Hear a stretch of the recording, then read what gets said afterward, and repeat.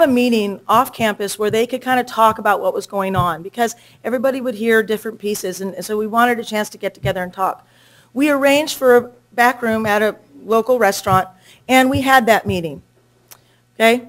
At that meeting, all our administrators showed up at that restaurant, which, fine, it's a public restaurant. But the principal then walked in to that private meeting in that back room, scanned the room, and took note of who was there. Now, flash forward 9 months. There were 4 probationary people at that meeting. Every single one of those 4 were on the non-reelect list submitted by that principal to the district. 7 people got administratively transferred last week. 6 of them were at that meeting. This is no coincidence. I want to address the complaint that I have heard that it's a few disgruntled teachers that are fighting change at Hiram Johnson. We've had change nonstop. My whole time I've been at Johnson, I've been here 13 years. We've had program after program. We've had SLCs. We've had different administrators. We've had 6 different principals in the last 12 years. We've seen nothing but change.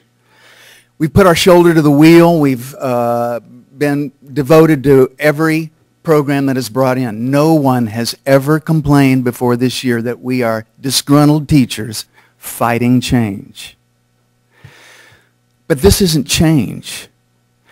This is throwing out kids out of school to raise our test scores.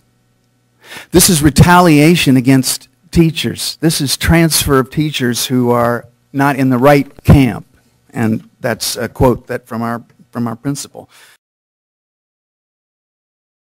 Oftentimes you have asked that common question, how is Johnson doing? You hanging in there?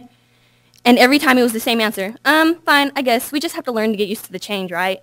But in our reality, nothing was ever fine. I was just trying to convince myself things would get better. I've been telling myself things would get better ever since September, and guess what? Things never did get better.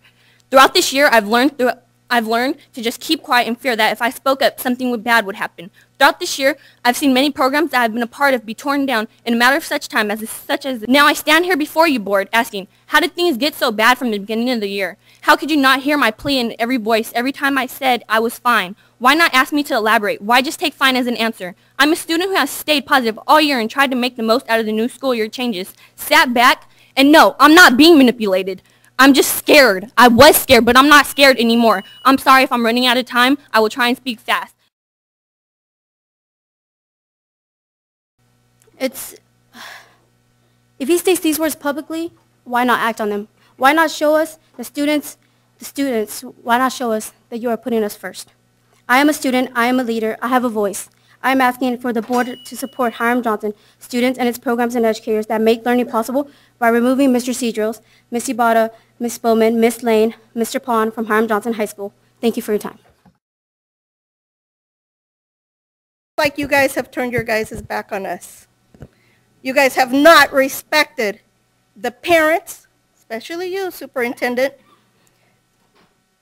the students, the teachers. We need to work as a team, but this is not working, and you need to realize that now. Please help our students. We want them to be an educated group of people who are going to lead this country. Don't let them down. It's time you stop this insanity, and please remove those people, the administration, that is not doing their job.